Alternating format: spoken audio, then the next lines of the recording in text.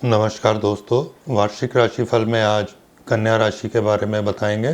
सबसे पहले स्वास्थ्य के दृष्टिकोण से साल 2025 की शुरुआत थोड़ी सी कमज़ोर लेकिन बाद में अच्छा परिणाम देगी। साल की शुरुआत से लेकर मई महीने तक आपके पहले भाव पर राहु केतु का प्रभाव रहेगा, जो स्वास्थ्य के दृष्टिकोण से अच्छा नहीं कहा जाएगा, लेकिन मई के बाद से इसका प्रभाव समाप्त होगा और स्वास्थ्य पहले की तुलना से बेहतर हो जाएगा।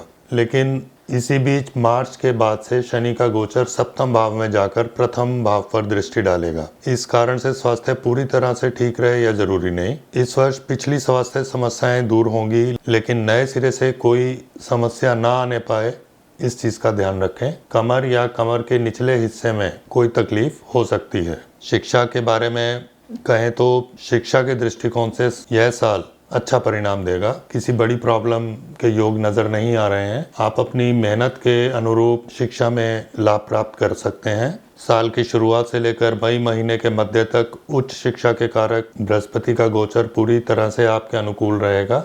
ऐसे में व्यावसायिक शिक्षा लेने वाले विद्यार्थियों को थोड़ी मेहनत के बाद अच्छे परिणाम मिल जाएंगे। यानी कह सकते हैं कि शिक्षा के दृष्टिकोण से साल 2025 कन्या राशि के लिए अच्छा रहेगा। बिजनेस के दृष्टिकोण से साल 2025 आपको औसत या मिले जुले परिणाम दे सकता है। दशम भाव की स्थिति इस साल किसी नेगेटिव प्रभाव में नहीं रहेगी, लेकिन मई महीने के मध्य के बाद बृहस्पति का गोचर दशम भाव में रहेगा। सामान्य तौर पर दशम भाव में बृहस्पति के गोचर को अच्छा नहीं माना जाता, लेकिन धैर्य के साथ और पुराने अनुभवों का सहारा लेकर काम करने की स्थिति में आपको अच्छे परिणाम मिलते रहेंगे। वहीं दूसरी तरफ मार्च के महीने के बाद शनि का गोचर सप्तम भाव में होगा, जो बिजनेस में कुछ धीमापन दे सकता है। अनुकूल बात यह रहेगी कि सप्तम भाव से राहु केतु का प्रभाव समाप्त हो जाएगा। इन सारी स्थिति को ध्यान में रखकर देखें तो हम कह सकते हैं कि इस वर्ष बिजनेस में कुछ धीमापन देखने को मिल सकता है, लेकिन अपने अनुभव और वरिष्ठों का मार्गदर्शन लेकर काम करने की स्थिति में धीमी गति से ही सही, लेकिन बिजनेस आगे बढ़ेगा। नौकरी करने वाले लोगों के लिए यह साल औसत रह सकता है। बीच बीच में कुछ प्रॉब्लम्स हो सकती हैं, लेकिन उन्नति के भी योग बन रहे हैं। साल की शुरुआत से लेकर मार्च के महीने तक शनि ग्रह के गोचर की अनुकूलता आपकी नौकरी को मजबूती देगी।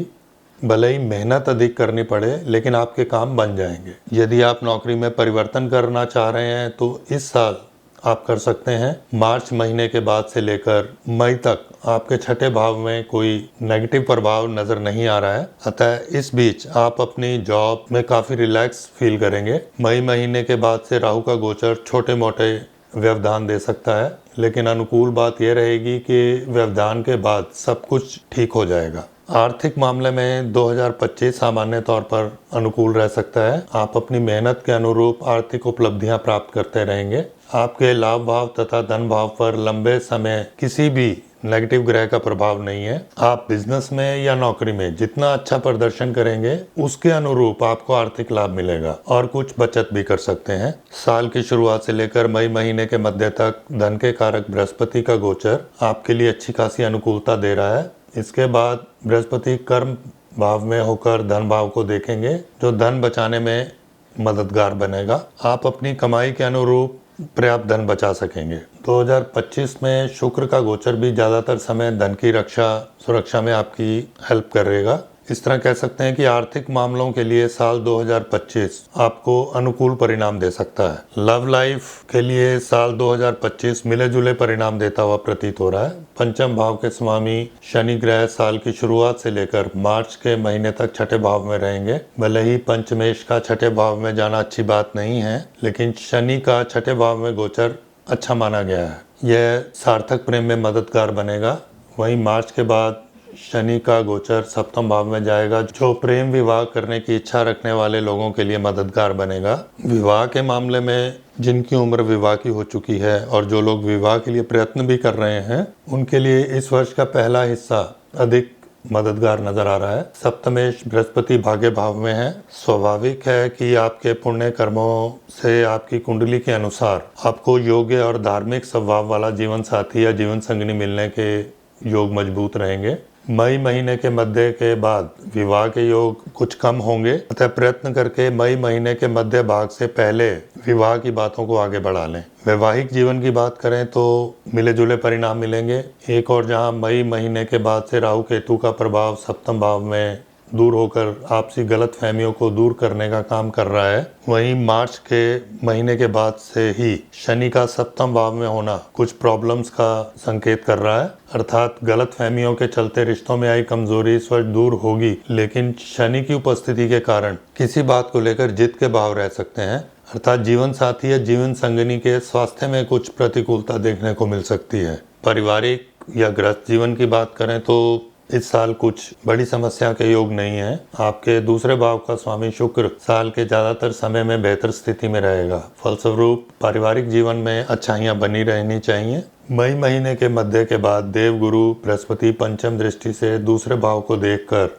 घर परिवार के माहौल को अच्छा बनाने की कोशिश करेंगे। इस तरह से हम कह सकते हैं कि इस वर्ष पारिवारिक मामलों में किसी बड़ी समस्या के योग नहीं है। गृहस्थ जीवन में भी कोई नेगेटिव प्रभाव तो नहीं है, लेकिन मार्च के बाद से शनि का प्रभाव शुरू होगा जो धीरे धीरे कुछ परेशानियां बढ़ा सकता है। हालांकि मई महीने के मध्य के बाद भी बृहस्पति चतुर्थ भाव को देखकर अनुकूलता देने की कोशिश करेंगे, लेकिन कोई ना कोई प्रॉब्लम हो सकती है। ऐसे में कह सकते हैं कि गृहस्थ संबंधी मामले में मई मध्य तक किसी बड़ी समस्या के योग नहीं है, लेकिन मई मध्य के बाद कुछ सावधान रहें। भूमि भवन या वाहन सुख के मामले में इस साल का पहला हिस्सा ज़्यादा अच्छा रह सकता है। चतुर्थ भाव का स्वामी बृहस्पति मई महीने के मध्य तक भाग्य भाव में रहकर भूमि और भवन से संबंधित सुख को देने का काम करेगा। यानी यदि आप कोई जमीन या भूखंड खरीदना चाह रहे हैं तो मई महीने के मध्य से पहले उसे प्राप्त कर लेना अच्छा रहेगा।